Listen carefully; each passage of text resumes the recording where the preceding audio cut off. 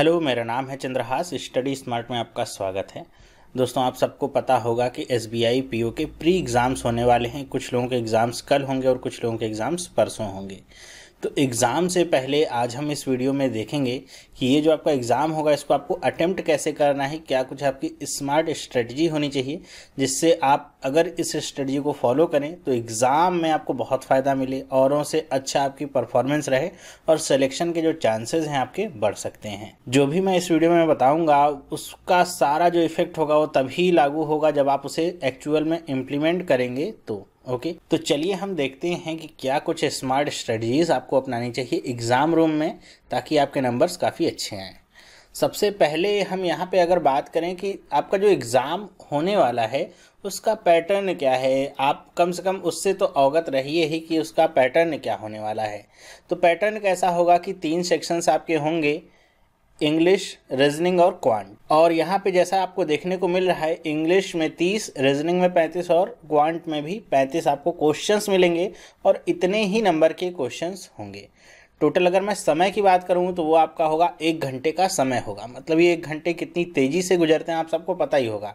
इसी 1 घंटे में आपको इन तीनों सेक्शन को अटेम्प्ट करना है और अटेम्प्ट करने के बाद भी क्या करना है कि तीनों में मिनिमम जो कट ऑफ है उसको पाना है और उस मिनिमम कट ऑफ को पाने के बाद ओवरऑल जो कट ऑफ मिलेगा उसको भी क्रॉस करना होगा इसी 1 घंटे के दौरान।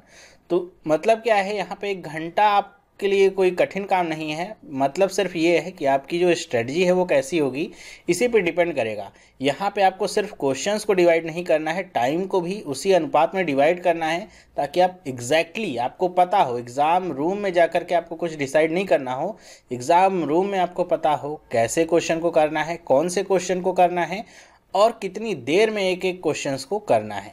तो अगर ये पहले से पता होगा तो एग्ज़ाम रूम में जाके आपको कन्फ्यूज़न नहीं होगी, सारी चीज़ें पहले से सेट रहेंगी, बस पेपर आपके सामने आने की देर रहेगी। तो ये आप समझ गए पैटर्न क्या होगा। ये तीनों चीज़ें आपको मिलेंगी। अब यहाँ पे ज़रूरी नहीं कि पहले इंग्लिश आए फिर रीजनिंग आए, कुछ भी शुरुआत होने का कोई भी पैटर्न हो सकता है, लेकिन यही 3 सेक्शंस आपके रहेंगे। फिर हम बात करें कि टाइम की, तो टाइम को अगर हम 45 प्लस 15 मिनट ऐसे 2 पार्ट में अगर इस 1 घंटे को हम तोड़ते हैं, देखिए 1 घंटा बोलने में बहुत कम लगता है लेकिन उसी 1 घंटे को अगर हम 60 मिनट बोले तो थोड़ा सा ज़्यादा लगता है क्वेश्चन के हिसाब से। 60 मिनट में आपको 100 क्वेश्चंस करने होंगे। तो अगर आप इसको 45 और 15 मिनट में तोड़ेंगे तो बहुत आसानी से आप पेपर को अटेम्प्ट कर सकते हैं। मतलब ये अपने आप में समझ के रखिए कि आपको 45 मिनट पेपर के कुछ पार्ट को करना है और 15 मिनट में पेपर के किसी और पार्ट को करना है, तब आप बहुत अच्छे से कर पाएंगे। तो चलिए अब हम देख लेते हैं कि सबसे पहले क्या कि इस 45 मिनट में हमको क्या करना है। तो ये आपके सामने 100 नंबर के पेपर रहेंगे, 30, 35, 35। सबसे पहले के जो 45 मिनट होंगे उसमें हम कोशिश करेंगे कि कम से कम हम मिनिमम कट ऑफ तो क्रॉस कर सकें हर एक सेक्शन में। उसके लिए हम क्या कोशिश करेंगे कि सारे सेक्शंस में से कम 20-20 क्वेश्चंस यहाँ पे अटेम्प्ट कर पाएँ। ओके, अब ये नहीं होगा कि आप कहेंगे इंग्लिश में तो 30 ही क्वेश्चंस हैं, इसमें 20 क्यों करें। तो जितना ज़्यादा क्वेश्चन आप करेंगे उतना ही ज़्यादा फ़ायदे में रहेंगे।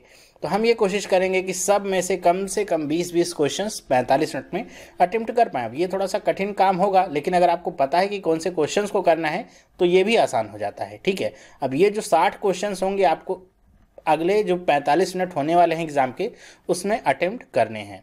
कैसे करना है, किन क्वेश्चंस को करना है, इस पे अब हम बात करते हैं। सबसे पहले हम देखते हैं कि इंग्लिश का जो सेक्शन होगा उसमें कौन कौन से क्वेश्चंस आ सकते हैं और क्या क्या आपको अटेम्प्ट करना है पहले के 45 मिनट में।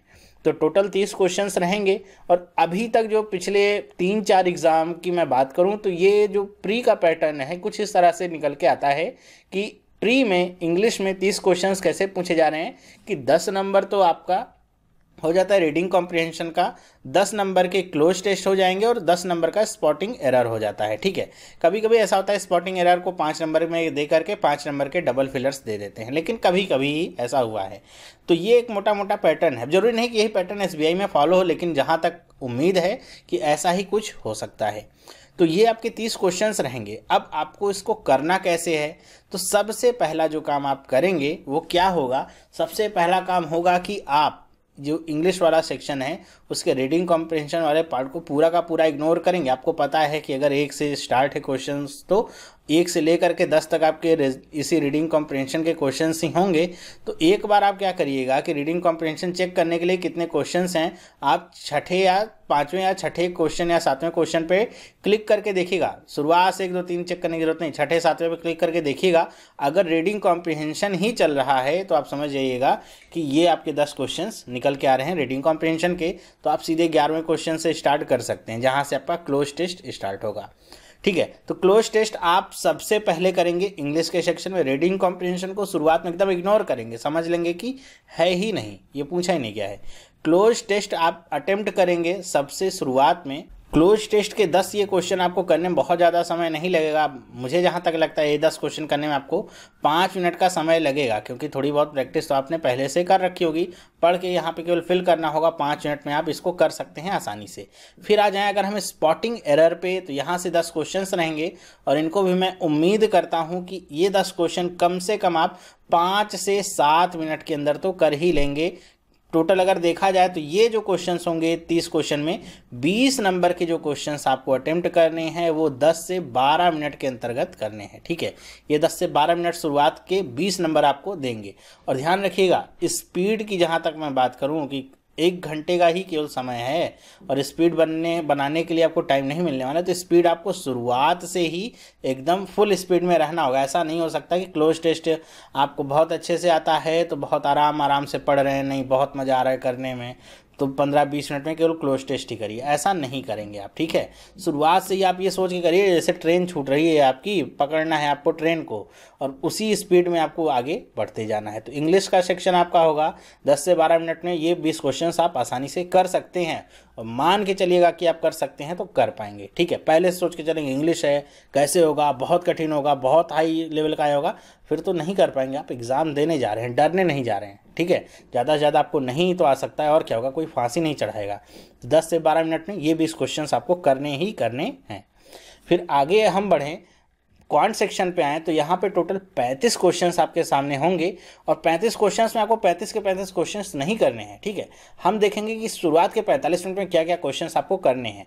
सबसे पहला जो क्वेश्चन आपको टाइप मिलेगा सिंप्लीफिकेशन का मिलेगा या फिर अप्रॉक्सीमेशन, या फिर इन दोनों का ही मेल हो सकता है। मतलब ऐसा हो सकता है 3 क्वेश्चन सिंप्लीफिकेशन के हों और 2 अप्रॉक्सीमेशन के हों, या फिर 5 सिंप्लीफिकेशन या अप्रॉक्सीमेशन का होगा। तो दोनों ही करने में कोई यहाँ पे हर्जा नहीं, ना तो कोई ज़्यादा समय लगेगा। ठीक है, ये जो 5 क्वेश्चंस यहाँ से पूछे जाएंगे सिंप्लीफिकेशन से, इनको आराम से आप 3 मिनट के अंदर कर सकते हैं। कैलकुलेशन स्पीड आपकी तेज होनी चाहिए।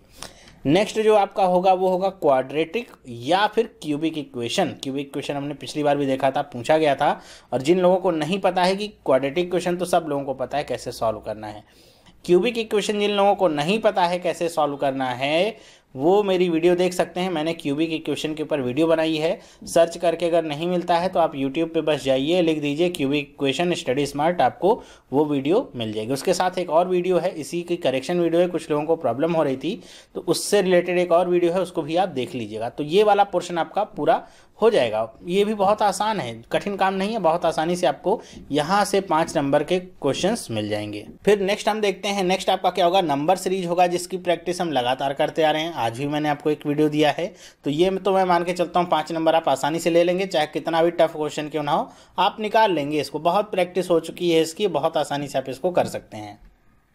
नेक्स्ट हम देखें तो वो क्या होगा कि ये 5-5-5 ये अगर देखा जाए तो यहाँ तक अगर हम देखें तो यहाँ से 15 नंबर के क्वेश्चन हमारे बनते हैं इन 3 सेक्शन से, जो कि फिक्स हैं। एक आपको डेटा इंटरप्रिटेशन का पार्ट करना होगा। डीआई जहाँ तक मुझे लगता है कम से कम 2 डीआई तो पूछेगा ही पूछेगा। ठीक है, 35 नंबर का पेपर होगा, कम से कम 10 नंबर के डे, कम से कम 10 नंबर के डीआई तो पूछेगा ही पूछेगा, जिसमें से एक डीआई आपकी सिंपल होगी और एक डीआई आपकी मॉडरेट टू डिफिकल्ट लेवल की हो सकती है या फिर मॉडरेट लेवल की हो सकती है। ओके, तो जो सिंपल डीआई होगी उसको आप अटेम्प्ट करने की कोशिश करेंगे इन्हीं 45 मिनट के अंदर। पता कैसे चलेगा कौन सी सिंपल है कौन सी कठिन है? तो उसके लिए आपको बस एक सरसरी निगाह डालनी होगी, जो भी 2 डीआई आपको दिए रहेंगे। ज़्यादातर जो टेबल वाली डीआई होती हैं वहाँ पे आपको बहुत लंबे चौड़े कैलकुलेशन करने को मिल जाते हैं। कोशिश करिएगा कि अगर कोई पाई डायग्राम आपको सिंगल डीआई मिलता है तो उसको सॉल्व करने की कोशिश करिए, क्योंकि वहाँ पे आपसे काफ़ी इजी क्वेश्चंस निकल सकते हैं। इजी का मतलब करने में वो भी टफ होंगे, लेकिन अब आपने इतनी प्रैक्टिस कर ली होगी तो जो दूसरा डिफिकल्ट क्वेश्चन होगा उसके मुकाबले में ये वाला क्वेश्चन थोड़ा सा ईजी होगा। तो ये क्वेश्चन आपको यहाँ से करना होगा। तो 20 क्वेश्चन आपको ये करने होंगे, जिसमें 15 क्वेश्चन तो आपके फिक्स हैं, एक DI आपको ढूंढ के करना है, बाकी और सब छोड़ के चलिए, उसको सोचिए कि है ही नहीं, ठीक है। ये 20 क्वेश्चन आपको करने होंगे और ये 20 क्वेश्चन आपको करने में मुझे जहाँ तक लगता है कि ये 20 क्वेश्चन अगर आप करते हैं तो आपको कम से कम यहाँ पे 17 से 20 मिनट का समय लग सकता है, ठीक है। ऐसे मैं लेके चलता हूँ 17 से 20 मिनट। देखिए सिंप्लीफिकेशन करने में आपको 3 मिनट का समय लगेगा, क्वाड्रेटिक क्वेश्चन सॉल्व करने में आपको ज़्यादा से ज़्यादा 3 मिनट का समय लगेगा, 3-3-6 मिनट। नंबर सीरीज सॉल्व करने में अगर मैं ये कहता हूँ कि बहुत कठिन भी आ जाएगा तो बहुत ज़्यादा टाइम नहीं लगेगा, 3 से 4 मिनट का समय लगेगा। 3 मिनट इसका भी मैं लेता हूँ, 4 मिनट ले लेता हूँ, 4 3 7 3 10 मिनट ये हो गया। तो डेटा इंटरप्रिटेशन के क्वेश्चन को करने में आपको 7 या 20 मिनट लगे, 10 मिनट लगेगा 5 क्वेश्चन करने में। तो मेरे ख्याल से अपने हिसाब से फिर भी मैं समय ज़्यादा ही बता रहा हूँ आपको, तो 17 से 20 मिनट लग जाएगा आपको ये करने में। कौन सा? क्वांट सेक्शन इसका, ओके। फिर नेक्स्ट हम चलते हैं कि रीजनिंग का सेक्शन क्या होगा। यहाँ भी 35 क्वेश्चंस होंगे, जिसमें पहला जो आपका टाइप होगा वो इनइक्वलिटीज से आपसे क्वेश्चन पूछेगा या फिर अल्फ़ाबेट सीरीज से, या तो 5 नंबर के क्वेश्चन यहाँ से या तो 5 नंबर के क्वेश्चन यहाँ से, दोनों से आजकल देखने को मिलता है, नहीं आएगा। या फिर इसी के अल्टरनेटिव में एक अगर मैं लिख दूँ कोडिंग या डिकोडिंग, तो ये आपके कुछ टॉपिक्स हैं जहाँ से क्वेश्चंस बन सकते हैं, और ये तीनों ही टॉपिक ऐसे हैं जो डुएबल हैं। 3 मिनट में आप इसके 5 क्वेश्चंस कर सकते हैं, चाहे वो इनइक्वलिटीज़ हो, चाहे अल्फ़ाबेट सीरीज हो, चाहे कोडिंग डिकोडिंग हो। नेक्स्ट मैं बात करूं तो वो क्या होगा, सिलोजिस्म हो सकता है। कई बार ऐसा देखा गया है कि सिलोजिस्म नहीं पूछा गया था, लेकिन ऐसा जरूरी नहीं कि नहीं पूछा ही जाएगा, ठीक है, ये भी पूछा जा सकता है। ये आपके कुछ टॉपिक्स हैं, जैसे ये आपका inequalities, alphabet series, coding decoding, syllogism, ये सब आपके कुछ फिक्स से टॉपिक हैं जो आपको तैयार करके रखने चाहिए। सिलोजिस्म के साथ मैं एक और ऐड कर दूँ यहाँ पे, इनपुट आउटपुट, ठीक है। इनपुट आउटपुट मशीन जो होता है उसका जो क्वेश्चन होता है वो भी आपसे पूछा जा सकता है, वो भी आप कर सकते हैं। नेक्स्ट यहाँ पे क्या आएगा, मिसलेनियस क्वेश्चंस आपको करने होंगे, बाकी सब छोड़ दीजिए। पजल वगैरह जो भी, sitting arrangement, floor arrangement, like dislike जो भी आएगा उन सबको छोड़ के चलिए। फिर आपको क्या करना होगा, मिसलेनियस क्वेश्चन, जैसे यहाँ पे कोडिंग डिकोडिंग लिख रखा है मैंने, रैंकिंग ऑर्डरिंग का क्वेश्चन हो गया, ब्लड रिलेशन हो गया, लॉजिकल रीजनिंग से बहुत सारे क्वेश्चन आ सकते हैं। जहाँ तक मुझे लगता है कि लॉजिकल रीजनिंग से, या फिर आपसे जब कहा जाएगा कि आप खुद का कॉमन सेंस लगा करके बताइए कौन से ऑप्शन सही होंगे, उस तरह के क्वेश्चंस काफ़ी ज़्यादा पूछे जा सकते हैं SBI जैसे एग्जाम में। तो ये यहाँ से आपको 20 नंबर के क्वेश्चंस कम से कम करने होंगे, और एक यहाँ पे 20 नंबर के क्वेश्चन करने के लिए आपको एक पजल करनी होगी। पजल भी आपको कम से कम 3 पजल देखने को मिलेगी एग्जाम में, 3 पजल आपको देखने को मिलेगी, जिसमें से एक पजल काफ़ी बेसिक होती है। बेसिक का मतलब अगर कोई अरेंजमेंट दे दिया कि यहाँ पे एक सर्कल बना देगा, सब इनवर्ड फेसिंग है, आपको बताना है कौन कहाँ बैठा है, तो ये मेरे ख्याल से ईजी पजल है। तो ये पजल आप करके आएंगे शुरुआत में। इसके लिए आपको थोड़ा सा सर्च करना पड़ सकता है कि कौन सी पजल है, क्योंकि आप शुरुआत की 4 लाइन पढ़ेंगे उससे समझ में आ जाएगा। तो शुरुआत में ही आपको पता चल गया कि हाँ यहाँ पे 4 पैरामीटर हैं, कुछ इनवर्ड हैं, कुछ आउटवर्ड हैं, इतने लोग हैं, इनको ये पसंद है, इतने इतने दिन पे जाते हैं, तो उसको तो नहीं करना है। जहाँ पे आपको देखने को मिले कि केवल इनवर्ड फेसिंग है, आउटवर्ड फेसिंग है, या फिर इनवर्ड आउटवर्ड है लेकिन फिर केवल पर्सन्स ही हैं, तो वो पजल आप डुएबल है, कर सकते हैं शुरुआत के 45 मिनट में। तो ये 20 जो क्वेश्चंस होंगे इनको आपको करना होगा, और ये करने में आपको 15 मिनट का समय लग जाएगा, ठीक है। तो इसमें भी देखिए कि आपको यहाँ से इनइक्वलिटीज, अल्फ़ाबेट सीरीज या फिर कोडिंग डिकोडिंग, इनमें से कम 10 नंबर के क्वेश्चंस आ सकते हैं। इनइक्वलिटीज, अल्फ़ाबेट सीरीज अगर इसमें से कोई एक पूछ सकता है तो कोडिंग एंड डिकोडिंग पूछेगा, 10 क्वेश्चंस यहाँ से हो सकते हैं, और इन क्वेश्चंस को करने में आपको 6 मिनट का समय लगेगा। सिलॉजिस्ट में आएगा आपका 5 नंबर का, काफ़ी आसान होगा, 3 मिनट में कर सकते हैं। 6 3 9 15 क्वेश्चन ये हो जाते हैं। बाकी का जो टाइम बचा है 6-7 मिनट का, उसमें आप पजल के क्वेश्चंस कर सकते हैं, 5 नंबर यहाँ से आपको मिल जाते हैं। तो 20 नंबर के क्वेश्चंस होंगे, 15 मिनट में आप आसानी से निपटा सकते हैं। तो शुरुआत के 45 मिनट का जो टॉपिक है वो आपको समझ के रखना है। एग्ज़ाम में शुरुआत में ही आपको समझ लेना है अभी ही, ताकि एग्ज़ाम में जाके आपको नहीं समझना अच्छा ये करूँ कि ना करूँ। ये सारे काम एग्ज़ाम टाइम में आप या एग्ज़ाम रूम में बैठ के नहीं करेंगे, ठीक है। तो ये तो हो गई 45 मिनट की बात। फिर नेक्स्ट क्या होता है कि ये 20 20 नंबर के अगर आपने क्वेश्चंस अटेम्प्ट कर दिए तो ये तो आपके टोटल यहाँ पे 60 क्वेश्चंस आपके हो जाते हैं, ठीक है। 45 मिनट के अंदर जो आपने किए हैं इसमें से कुछ सही भी होंगे, कुछ गलत भी होंगे, तो आप इसको लेकर के तो चल नहीं सकते हैं। इसमें कम से कम आपको 5 से 10 क्वेश्चंस और ऐड करने होंगे अपनी सेफ्टी के लिए, ताकि आप एक सेफ जोन में रहें। कंपटीशन इतना ज़्यादा बढ़ता जा रहा है, सीटें कम होती जा रही हैं, बच्चे हर साल बढ़ते जा रहे हैं, देख रहे हैं हम कट ऑफ कितना हाई जो होता जा रहा है। तो इस हिसाब से आपको अपना जो एक सेफ जोन है वो ज़्यादा से ज़्यादा ऊपर रखना होगा, ठीक है। तो यहाँ के जो 5 से 10 क्वेश्चंस आपको एक्स्ट्रा वाले जो करने हैं वो आपके आखिरी के 15 मिनट जो होंगे उसमें आपको करनी, इसलिए मैंने 45 + 15 का है। मतलब वो जो 45 मिनट होगा उसमें आप सेक्शनल कट ऑफ को एकदम क्लियर कर लेंगे। आखिरी का जो 15 मिनट डिसाइडिंग फैक्टर है, इसमें आप और बच्चों से आगे निकलने का प्रयास करेंगे। तो इन 15 मिनट की स्ट्रेटजी क्या होनी चाहिए? तो इसमें आपके सामने तीनों चीज़ें रहेंगी, इंग्लिश भी है, क्वांटिटेटिव एप्टीट्यूड भी है और रीजनिंग भी है। अब तीनों सेक्शन आपके सामने हैं, तीनों सेक्शन में से आपको क्या करना है, जब 45 मिनट का टाइम ओवर होता है तो जो 15 मिनट हैं आपको ये तो देखना है कि सब बच्चों को पता होता है कि उनको क्या सबसे ज़्यादा पसंद है, या फिर उनका हाथ किस में सबसे ज़्यादा मजबूत है, रीजनिंग में, इंग्लिश में या फिर क्वांट में, और आपको उसी के अनुरूप चलना होगा, ठीक है। 15 मिनट जो आखिरी के बचे हैं, अगर आपको लगता है कि आपका जो इंग्लिश सेक्शन है बहुत मजबूत है, मतलब एकदम आसान है आपके लिए, कर सकते हैं कोई भी काम, तो ऐसा भी मत करिएगा कि शुरुआत में आप इंग्लिश के 30 के 30 क्वेश्चन अटेम्प्ट कर लीजिएगा। मैंने देखा है बहुत सारे बच्चों को, जैसे कुछ बच्चे होते हैं जो बीएससी में किए रहते हैं, उनका क्वांट काफ़ी अच्छा मजबूत रहता है, इंजीनियरिंग वगैरह किए रहते हैं, तो जब क्वांटिटेटिव एप्टीट्यूड में जाते हैं, रीजनिंग में जाते हैं, सोचते हैं सारे क्वेश्चन अटेम्प्ट कर ले। तो वो तो ठीक है, आपने 35 क्वेश्चन अटेम्प्ट कर दिए एक बार में, लेकिन फिर आपका इंग्लिश छूट जाता है और उसकी वजह से सिलेक्शन रुक जाता है। तो ये बात आप समझ के रखिए, आपको सेक्शनल कट ऑफ पार करना है सबसे पहला काम, फिर ओवरऑल कट ऑफ पे जाना है। तो सेक्शनल कट ऑफ के लिए 45 मिनट का समय आप दीजिए, ओवरऑल कट ऑफ के लिए 15 मिनट भी आपके बहुत होंगे। तो आपका अगर इंग्लिश मजबूत है तो आप क्या करेंगे, आरसी पे जाएंगे, आरसी मतलब रीडिंग कॉम्प्रिहेंशन पे जाएंगे, और कम से कम 5 क्वेश्चन उसके और अटेम्प्ट करने की कोशिश करेंगे। 15 मिनट में मेरे ख्याल से 5 क्वेश्चंस आरसी के तो अटेम्प्ट हो ही सकते हैं। 60 क्वेश्चंस आपने पहले अटेम्प्ट कर रखे हैं, 5 और अटेम्प्ट करिए, कम से कम कह रहा हूँ, इसीलिए 10 क्वेश्चंस होते हैं, कम से कम 5 करिए, या 5 से ज़्यादा कर सकते हैं तो और अच्छी बात है। तो लगभग 65 से 70 के बीच में आप पहुंच जाएंगे और अपने आप को सेव कर सकते हैं। और ये जो आरसी के क्वेश्चंस हैं ये अटेम्प्ट करने बहुत ऐसा नहीं कठिन काम है। इसमें अगर सिनोनिम्स एंटोनिम्स पूछ लिया गया वो तो आसान है, 2 नंबर आपको आसानी से मिल जाते हैं।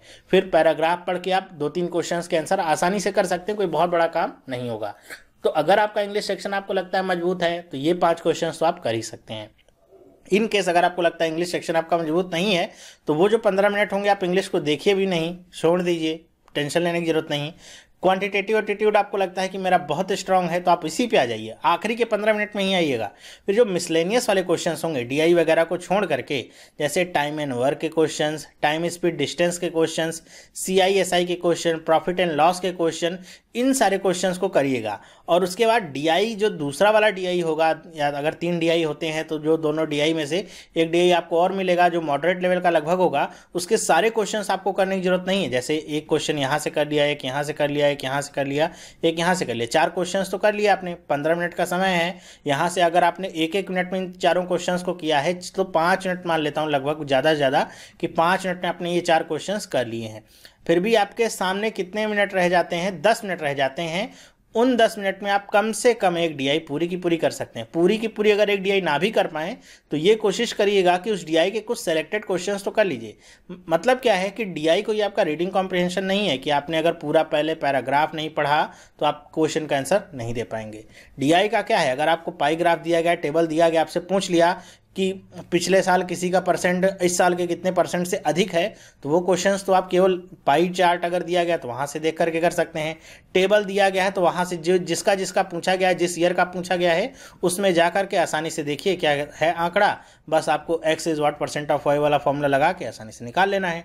तो सेलेक्टेड क्वेश्चंस आप डीआई के कर सकते हैं, और यही आपका एक प्रयास होना चाहिए, आपकी स्ट्रेटजी होनी चाहिए। सेलेक्टेड क्वेश्चन, डीआई को क्या होता है कि लोग पूरा का पूरा छोड़ देते हैं, कहते हैं अब एक भी क्वेश्चन नहीं करेंगे, ये गलत बात है। अगर आपके पास समय है तो आप डीआई के जो 5 क्वेश्चन है, 5 पे कम से कम स्क्रॉल जरूर करिए, जाइए जरूर कि क्या क्वेश्चन हैं, और उसमें से कम आप पाएंगे 2 क्वेश्चन तो आप आसानी से कर लेंगे। कितनी भी टफ डीआई होगी 2 क्वेश्चन तो आप कर पाएंगे, ठीक है। तो एक क्वेश्चन आपके लिए चुनना बहुत ही अच्छा काम होगा अगर आप ऐसा कर लेते हैं तो। तो अगर आपकी क्वांट मजबूत है तो आपके पास ऑप्शंस ज़्यादा रहते हैं क्वेश्चंस को करने के। तो यहाँ से आप चाहें तो 5 से 10 क्वेश्चंस आसानी से कर सकते हैं इन 15 मिनट में।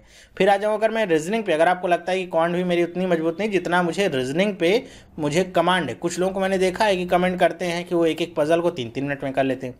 पता नहीं ये बात सच है कि नहीं है, लेकिन अगर आपको ऐसा लगता है कि आपके सामने कोई भी पजल रखी जाएगी और आपने इतनी प्रैक्टिस कर रखी है कि आप उस पजल को 3 से 5 मिनट के अंदर कर सकते हैं, तो very good, go for it. आप पजल पे ही जाइए। रीजनिंग अगर आपकी इतनी अच्छी है तो आप पजल पे जाइए। आखिरी के 15 मिनट आपके पास हैं। पजल को आप के कम से कम 3 क्वेश्चंस मिलेंगे, तो एक क्वेश्चन अगर आप पहले कर पाते हैं तो बहुत ही अच्छा है, वेल एंड गुड है। अगर आपकी रीजनिंग अच्छी है तो कर ही लेंगे, और फिर जो बाकी के क्वेश्चंस हैं उनको भी अटेम्प्ट कर लीजिए, ठीक है। या फिर अगर आपको ऐसा लगता है कि आपका तीनों में ही हाथ तंग है तो आप ऐसा करिएगा कि क्वांट सेक्शन में सबसे पहले चले जाइएगा, देख लीजिएगा कि इनमें से कोई क्वेश्चन आ रहा है तो वो कर लीजिएगा। आरसी में चली जाइएगा, सिनोनिम्स एंटोनिम्स कर लीजिएगा, और रीजनिंग से एक पजल कर सकते हैं। कुल मिला के आपको इस 15 मिनट में 5 से 10 क्वेश्चंस को करना है, ठीक है। 5 से 10 क्वेश्चंस को आपको निकालना होगा लास्ट के 15 मिनट में, ठीक है। इसलिए आज से ही तैयारी करिए, रात में सब चीज़ें पहले से ही समझ के रख लीजिए, क्या आपको आता है क्या नहीं आता है, कैसे करना है। फिर आप कल जाइए, बस फोड़ के आ जाना है। तो ये तो हुई लास्ट मिनट का जो आपका तैयारी है, लास्ट मिनट में जो आपको करना है उस पर। और स्पीड एकदम मेंटेन रखिएगा, कोई भी इसमें नहीं कि कहीं भी आपको जो फेवरेट सेक्शन लगता है उसमें कई बार होता है स्पीड आप लूज़ कर देते हैं, तो वहाँ पे लूज़ करने की ज़रूरत नहीं है। नेक्स्ट मैं बात करूँ कि ऑर्डर की। बहुत सारे लोग कन्फ्यूज़ होते हैं कि मैं सबसे पहले करूँ क्या, इंग्लिश करूँ या फिर क्वांट करूँ या फिर रीजनिंग करूँ, कोई मुझे बता दे। तो अगर कोई बताएगा भाई तो आपका क्या उसमें योगदान होगा। मैं अगर आपको बताऊं तो मैं कहूँगा क्वांट पहले करो, रीजनिंग पहले बाद, उसके बाद फिर इंग्लिश करो। कोई इंग्लिश से पढ़ा हुआ बच्चा होगा जो इंग्लिश का टीचर होगा या फिर जिसने इंग्लिश में ही महारत हासिल कर रखी हो तो कहेगा पहले इंग्लिश ही करो, फिर रीजनिंग करो, और क्वांट सबसे आखिरी में करो, ठीक है। तो ये पर्सन टू पर्सन डिपेंड करता है कि आपका ऑर्डर क्या होना चाहिए। तो इसके बारे में सबसे अच्छा अगर किसी को पता होगा तो कौन होगा, आप होंगे, जिसको पता होगा कि सबसे पहले क्या करना है। मैं आपको ये बता सकता हूँ सबसे पहले क्या करना है। आपको सबसे पहले वही सेक्शन करना है जो आपको सबसे अच्छा आता हो। अगर आपकी इंग्लिश सबसे अच्छी है सबसे पहले इंग्लिश, फिर क्वांट, फिर रीजनिंग। टाइम वही रहेगा, शुरुआत के 45 मिनट जैसे डिवाइड किए हैं वो तो वैसे ही रहेगा। इंग्लिश को 10 से 12 मिनट में आप सॉल्व कर लीजिए, कोशिश करिए 10 मिनट में ही। क्वांट को आप 20 मिनट दीजिए, रीजनिंग को आप 15 से 16 मिनट दे सकते हैं, ठीक है। 45 मिनट लगभग अराउंड में लेकर के चलिए, 45 मिनट में करना है। अगर आपको इंग्लिश सबसे अच्छी आती है तो इंग्लिश पहले, फिर रीजनिंग, फिर क्वांट, ठीक है। मतलब जो भी आपको आता है। अगर आप का मैथ बहुत अच्छा है सबसे पहले क्वांट करिए, फिर किसी और सेक्शन पे आगे बढ़िए, ताकि आपका कॉन्फिडेंस ना लूज हो। कई बार होता क्या है कि लोग सोचते हैं जो सबसे कम आता है ना सबसे पहले उसे करके ख़त्म कर देते हैं, टेंशन फ्री हो जाएंगे। तो अगर मुझे इंग्लिश नहीं आती या मैं लेता हूँ क्वांट नहीं आता है, क्वान्टिटेटिव एप्टीट्यूड बहुत कमज़ोर है मेरा, तो क्या करूँगा, क्वांट में जाऊँगा, कुल मिला के 15 से 20 मिनट अपना मैं यहाँ पर लगाऊँगा और 2-4 क्वेश्चन 5 क्वेश्चन करूँगा, और क्या हो जाऊंगा, शुरुआत का टाइम रहेगा 5 क्वेश्चंस करूंगा, एकदम क्या अंडर प्रेशर में चला जाऊंगा कि अब क्या होगा, 20 मिनट गुजर गए, केवल 5 क्वेश्चंस किए हैं, कट ऑफ कैसे निकलेगा। फिर जो अच्छा आता रहेगा इंग्लिश या रीजनिंग में से वो भी मुझसे क्या होगा, हड़बड़ी में सब गलत होने लगेगा। इसीलिए कह रहा हूँ जो सबसे अच्छा आता है सबसे पहले उसे करिए, ताकि जो कॉन्फिडेंस है वो आपका बिल्डअप हो सके और आप बहुत ही कॉन्फिडेंस के साथ एग्जाम में आगे बढ़ सके। जितना ज़्यादा आप सही करते जाएंगे ना, जितना ज़्यादा क्वेश्चन आता रहेगा उतना ही अच्छे से आप आगे एग्जाम को फेस करेंगे और उतनी ही बढ़िया से आप एग्जाम को दे पाएंगे। आप खुद ही देखेंगे अगर आप इस तरह से करते हैं एग्जाम, तो आपको खुद ही अपने ऊपर अपने अंदर चेंज देखने को मिलेगा, कितने खुश होकर आप एग्जाम से बाहर निकल रहे हैं। तो ऑर्डर भी मेरे ख्याल से आपको समझ में आ गया होगा, और ये चीज़ एग्जाम रूम में जाने से पहले घर पे ही डिसाइड कर लीजिएगा पहले क्या करना है। एग्जाम में कोई भी टेंशन नहीं लेनी, समझ के ये रखिए कि एग्जाम के समय आपके पास और कुछ सोचने का समय नहीं होता है कि पहले क्या करें बाद में क्या करें। ये सारी चीज़ें पहले ही डिसाइड करके रखिए। अब आगे हम चलते हैं और देखते हैं कि जो सारी चीज़ें मैंने आपको बताई हैं इसका आधार क्या था और इसमें कितना वेरिएशन हो सकता है पेपर के हिसाब से। तो अभी तक मैंने जो आपको बताई है वो मैंने सोचा है कि जो आपका पेपर होगा मॉडरेट टू टफ लेवल का होगा, जैसा कि हमेशा हर एक प्री एग्ज़ाम होता है। मॉडरेट टू टफ लेवल का, मॉडरेट टू डिफिकल्ट लेवल का, उस आधार पे मैंने आपको पूरी स्ट्रेटजी बताई है। तो अगर ऐसा होगा तो ये आपके 65 नंबर के अगर आसपास अगर आप करते हैं तो आपके लिए बहुत ही अच्छा होगा और आप एक अच्छा स्कोर या सेफ जोन में अपने आप को समझ सकते हैं। एक्यूरेसी यहाँ पे मायने करेगी, ऐसा नहीं कि 65 क्वेश्चन तो करके आ गए, एक भी सही नहीं है, बताइए सिलेक्शन कैसे नहीं हुआ। कई सारे लोगों को मैंने देखा है, कहते हैं कि आपने ऐसे बताया लेकिन मेरा सिलेक्शन नहीं हुआ। क्यों भाई? एक्यूरेसी तो आपकी है ना। अब आप 65 क्या 100 क्वेश्चन करके आ जाइए, एक भी सही नहीं होगा, आपको बस लगेगा किसी तरह करना है, बस एक्यूरेसी से कोई लेना देना नहीं है, तो कहाँ से सिलेक्शन होगा? नहीं हो पाएगा। तो एक्यूरेसी के साथ अगर आप 65 क्वेश्चन करते हैं तो बढ़िया से आप मेंस की तैयारी करिए, एकदम आनंद से आपका सिलेक्शन मेंस के लिए हो चुका होगा। और ये कब की बात है? जब आपका paper moderate to tough level का होगा तो। लेकिन अगर पेपर मॉडरेट लेवल का आता है तो क्या हो सकता है? मॉडरेट लेवल का देखिए, अगर पेपर आएगा तो आपको ये जो रेंज है, इसको जैसे यहाँ पे 5 क्वेश्चंस लिखा है एक्स्ट्रा में, ये आखिरी के 15 मिनट वाले हैं, तो इसको आपको 5 से 10 करना ही करना होगा। मॉडरेट लेवल का होगा तो ध्यान रखिए, सभी लोगों के लिए पेपर वो आसान होगा, और सभी लोगों के लिए पेपर आसान होगा तो सभी लोग ज़्यादा से ज़्यादा क्वेश्चन करेंगे। सभी लोग ज़्यादा से ज़्यादा क्वेश्चन करेंगे तो कट ऑफ हाई जाएगी। तो इसलिए आपको 5 क्वेश्चंस और बढ़ाने होंगे।